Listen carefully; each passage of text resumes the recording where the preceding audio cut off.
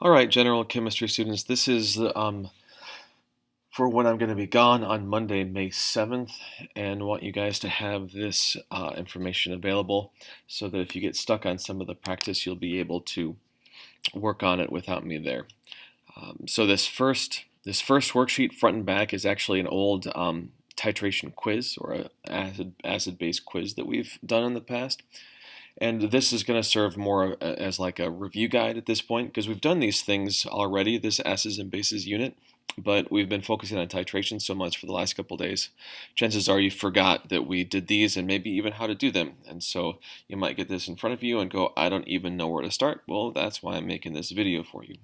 So the first question has to do with the ionization processes for acids and bases, and also then identifying things as either an acid or a base. And we've done this work before, like I said, and so hopefully just after a couple example problems, you'll remember. I'm gonna do this part first, identify it as a acid or a base, because that'll help me know how to write the ionization process. So here's an acid, here's an acid, here's a base. Here's a base, and I know that because of the chemical formula. Acids start with hydrogens, and bases end in hydroxide. So we have that information to tell us how we're going to first identify which is which and how we're going to write the ionization process. So in acids, we always split it up after the hydrogen, after the thing that makes it an acid, and so we have hydrogen plus fluorine. Got to make sure you get those charges correct. And these are aqueous. And as always, we've said that if the state of matter is not indicated, we're going to assume it's aqueous. Except for these reactants, they're going to be different ones that I just did not include. So here we can do the base. We have the place where we cut it in half is before the hydroxide. Cesium plus hydroxide. So I know the charges. From the periodic table or from context clues. We know hydrogens are always +1, hydroxides are always -1. So if we have a hydrogen +1, that means the fluorine has to be -1. Same thing down here. If hydroxide has to be -1, then the cesium has to be a +1. We can do the next one, the hydrogen and iodine. Have hydrogen plus iodate, Then we have the last one, which is going to be our strontium plus hydroxide. Now this is the one where students will mess up on. We have a -1 on hydroxide. Now it's no longer bonded together, so we move the 2 out front. It means we have 2 hydroxides that have a -1 charge. It means that the strontium has to be +2. All right, let's go on to some pH.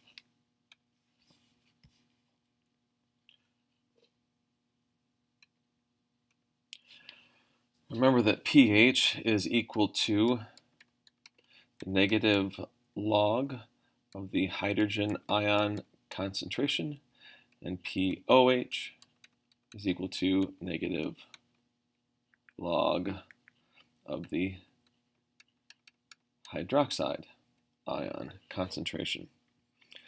So we can apply that to acids and bases. We know that this is going to be a base because of the hydroxide. We know this is going to be an acid because of the acid. Over here, yours is a little bit different. I'm just noticing. Yours is going to say sodium hydroxide here and hydrobromic acid over here. And so those will change. Oh man, it looks like some of the numbers have changed on this too. Okay, well let me just quick get this fixed on this guy. So it matches yours. This one is to the -5th.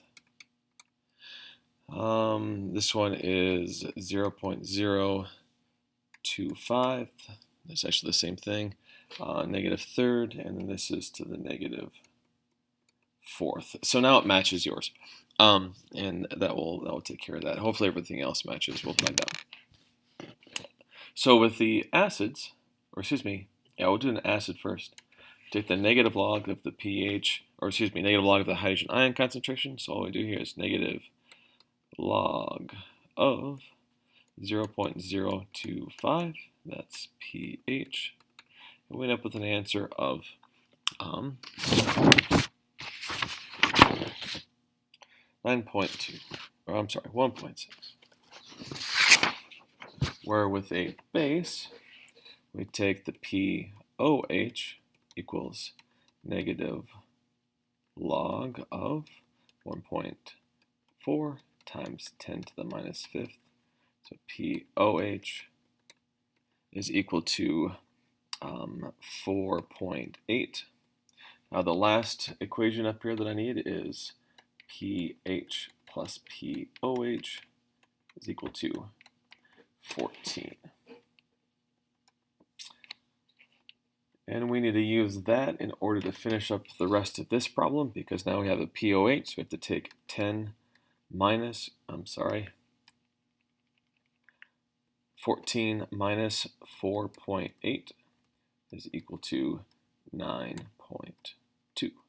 And so we're just plugging in POH here for the 4.8. Subtract over 14 minus that answer gets us our pH. Now the answers for these, let's see, I'm on blue, so I'll continue with that. This one here is it's 5.9. Let me fix this as well. Just notice that this has been changed to a hydrogen. Get rid of that. So that's 5.9. We have one more acid that I'll do here, the hydrobromic acid. Now remember that if we have a strong acid, which we'll always have strong acids in Gen Chem, we are always going to use, we're always going to treat the acid as hydrogen hydroxide or hydrogen ion concentration. Sorry guys, I'm just messing up left and right here. So we have pH is equal to negative log of 5.7 times 10 to the minus fourth. So we have the strong acid here. So the concentration of the strong acid is the same as the concentration of the hydrogen ions. So pH is equal to 3.2. When we have a base, we have the exact same concentrations of hydroxide ions as we do base. So those two things are the same thing. So we have the negative log of that thing, which gets us 2.1, which means the pH is equal to 11.9. So one thing that may be going on if you're getting wrong answers is how you're putting this in your calculator. So make sure that, for example, this one here, we'll do that, looks like this in your calculator. Negative log 1.4 E negative 5. If you put it in your calculator differently than this, it's going to give you possibly a wrong answer by a factor of like by 1. So it might have a 3.8 or a 5.8 or something like that here instead of a 4.8. All right, let's move on. We're going to skip this problem here because you can get that directly from the notes, the neutralization processes.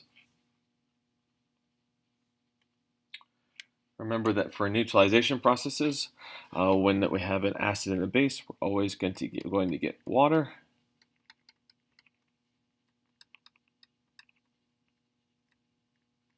And then whatever's left. In order to make water, we use everything from the acid that makes the acid, and everything from the base that makes the base. Now one thing I want to show you here is that this problem used to be done, and so we already have part of it balanced, so that'll be our last step. So ignore that 3 for now. We're left here with aluminum and nitrate. Now we have to figure out the correct chemical formula for aluminum nitrate. Aluminum is positive 3, nitrate is negative 1. Remember, we get that from context clues. We have 3 negative things, so that aluminum has to be plus 3. We have 1 positive thing, which means that nitrate has to be negative 1. So we have to go like this, 3. I'm going to get rid of those numbers, don't need them anymore. And now we can finish it up by balancing, which we need a 3 here, and we are done. That's an easy one. Look, it looks more complicated to balance than it is. Here's the next one. we end up, again, crossing out everything that makes the acid and everything from the base makes it the base. We are left with calcium phosphate. Calcium has a positive 2, phosphate has a negative 3. Again, 3 positive things, so therefore phosphate has to be negative 3. We have 2 negative things, therefore calcium has to be positive 2. So to balance this thing out as a correct chemical formula, we do 3 there and 2 there. Get rid of the charges, they don't matter anymore. And we can then balance by putting a 2 there. Ooh, and a 2 there. Oh boy. Let me try this one more time. A 2 there.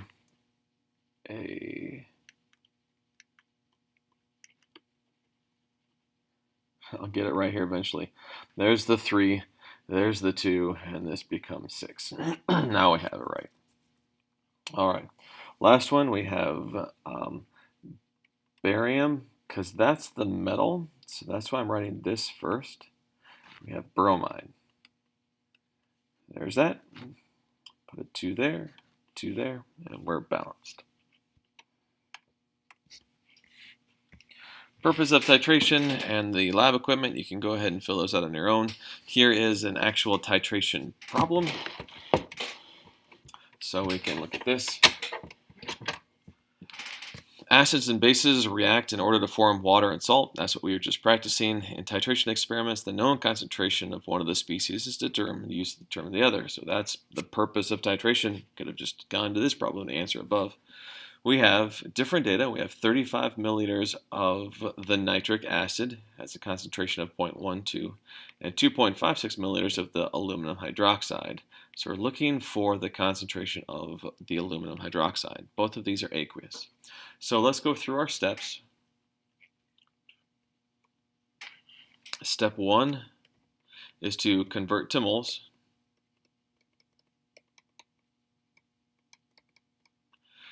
And I'm going to put stuff up here. I have 32.55 milliliters of this, 0.12 molar, that's a 2. So if I want to convert this to moles, I can use my molarity equation. I'll put this up here, 2.56. And we're looking for concentration of that. So to convert to moles, we go molarity is equal to moles over liter. This is going to be for the nitric acid, because that's what I have information for that allows me to solve for moles. I have molarity, I have volume. So I plug that in. 0.12 is equal to X mole is 0.03255, and moles is 2 times 1/3255.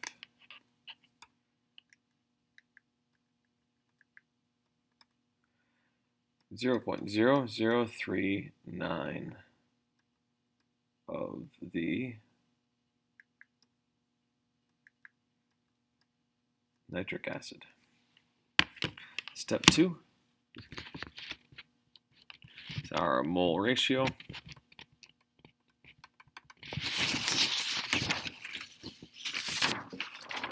So we can go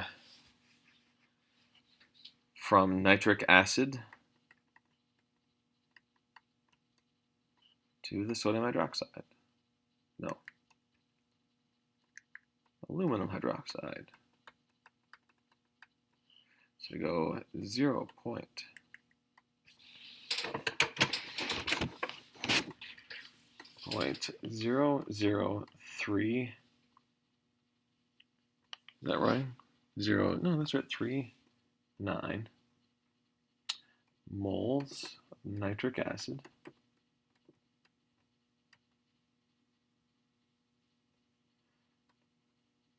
3 moles, 1 mole. That's from the balanced chemical reaction. There's the 3, there's the 1. Divide through. Yeah.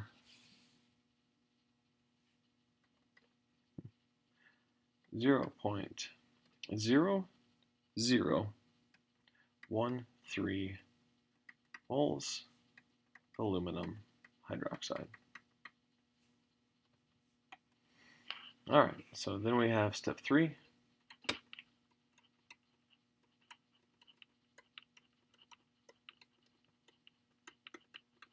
And convert out of moles. So we can do that by taking this and turn it into a concentration. Looking for molarity, so we have molarity is equal to 0.0013 divided by 0.00256. Got to convert this into liters. So we end up with a value of 0.5056 molar aluminum hydroxide. All right, that will be similar to the other problems we do on the next page. So I'll go through them more carefully. Just remember these 3 steps. Convert 2 moles, mole ratio, convert out of moles.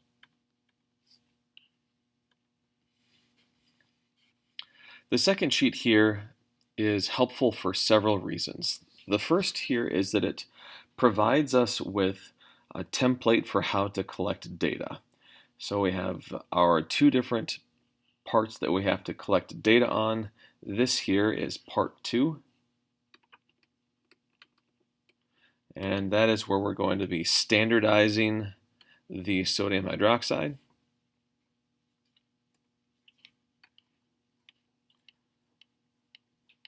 So this is data that you will want to collect and have your data table set up like this. All right, so let's go ahead and do a calculation. So you can see that. Here are my 3 trials. I'm going to work with trial 1 first. I'm just going to do step 1 here.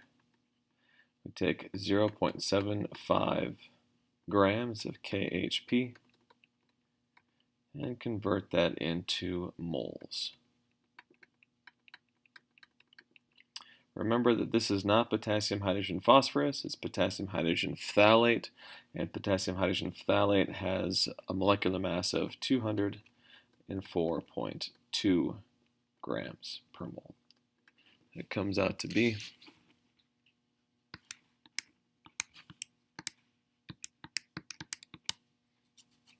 0.00367.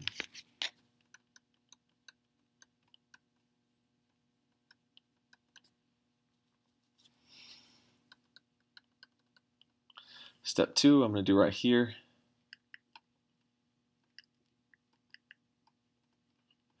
That is our mole ratio. We have 0.0036 moles of KHP.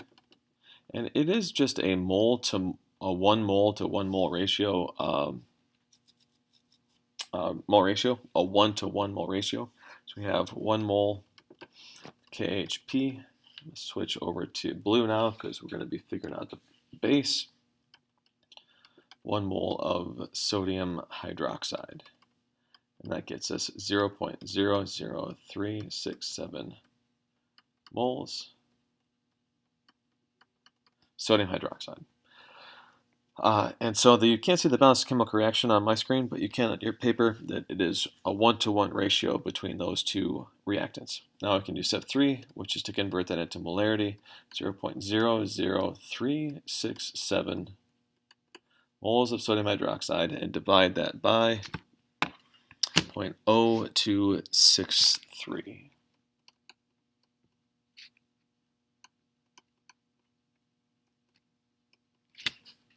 And that gets us our molarity of sodium hydroxide. So molarity of sodium hydroxide is going to be 0.1283. And I did skip over a step here. That's the subtraction between these two values to get the change in volume. That is 28.63 milliliters. And that is where I got this value from. All right. Now we can go through and do the same process for the other two trials. And we end up with, well, I'm not going to subtract for you. We get 0.1282 and 0.1281. So our standardized sodium hydroxide, which is the average, is 0.1282 molar. All right, we're going to need this for part 3. Here is part 3. We now have a standardized solution of that sodium hydroxide. That standardized solution is that average that we just used. We need that value in this problem, so that's 0.1282 molar sodium hydroxide. You won't be able to see this when I start doing the work, but I wanted to show you that that is the information that we need in order to be able to do the work. And actually, maybe what I'll do is put it in that box there. It's a good place for it. Oh man, just don't have a lot of room on this one to practice. So we have, I'll make it work, a standardized concentration of this, 1282. Now I can figure out my concentration of the vinegar. So step 1, we're going to go back to a blue because we have a base first. We have our convert to moles, which is going to be molarity is equal to moles over liter. I'm using this again because I have a concentration and I have a volume. So that gets me to moles, which is my first step. So I plug in 0.1282 for the molarity for sodium hydroxide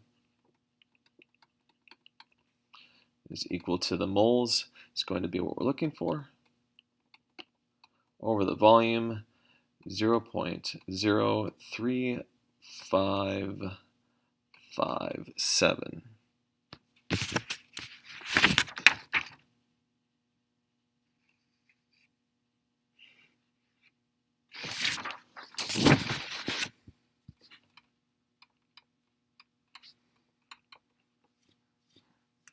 Sorry, that doesn't make sense.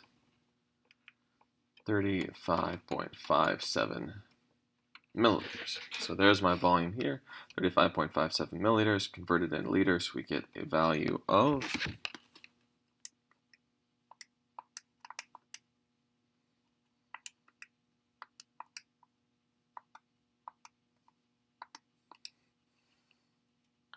0.00.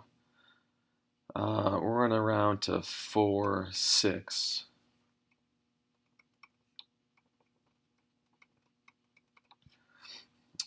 We're doing that so that I have enough room to do the rest of the work. Because now we get to step 2, which is the mole ratio step. This goes from the sodium hydroxide to the vinegar. We have 0.0046 moles of NaOH, moles NaOH. Now we're going to the acid. I'm going to abbreviate the vinegar as that 1 to 1. It is a 1 to 1 mole ratio between the vinegar and the sodium hydroxide. So we end up with the exact same concentration of the vinegar, 0.0046 molar vinegar. And now we can do the last step. We can still use this equation. So we take our, sorry, I messed up. This is not molar, this is moles. So looking for concentration molarity, we have 0.0046 divided by 0.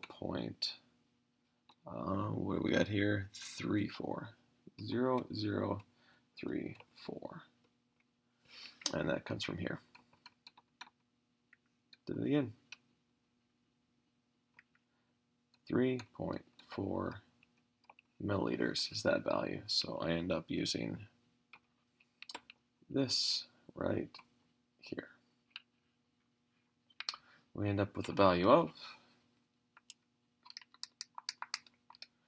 1.3412.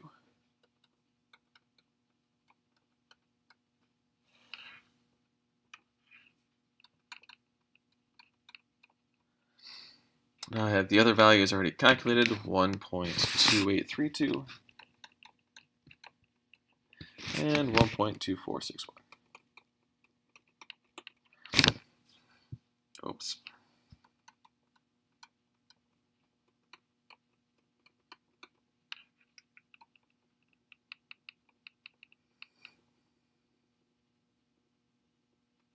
Let you subtract on your own for those. Now we have an average, and I need to calculate that real quick. Give me a second.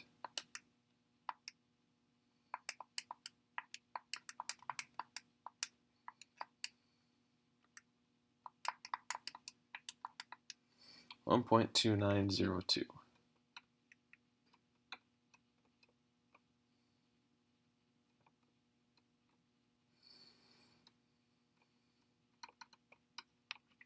And that should be our final answer for that one.